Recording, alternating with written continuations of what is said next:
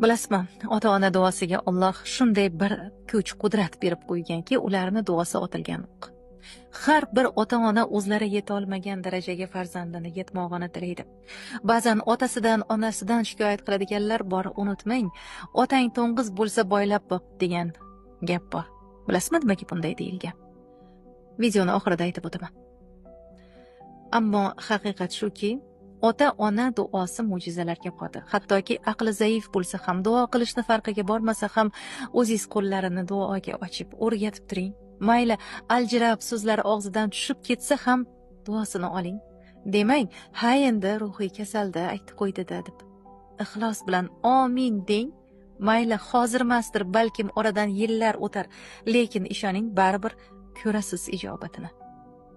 Alloh asrasin, duoibat qilsa, uni ham tortasiz. Hammani o'zini oyog'idan osadi. Otangiz yomon bo'lsa ham uni ayblamang. U ota, duosi ijobat. Oling duosini. Onangiz siz xohlaganday ona bo'lmasa ham oling duosini, chunki u ona, ishoning, o'zida borini bergan sizga. Bir eslang, kech qolsangiz uxlamay keldingmi bolam deb kutishlarini. Yuzing yorug' bo'lsin, Alloh aziz qilsin seni deyishlarini. Bu oddiy so'zlar emas. Bu sehrli so'zlar. Yaratgan ota-onaga beminnat mehrini berib qo'ygan, afsus farzand mehrida esa bu biroz minnatli notalar uchrab turishi mumkin. Qariganlarida aka-ukalar orasida sensalar, mensalar.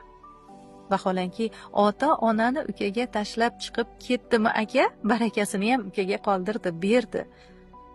Ota-ona talash bo'lishi kerak.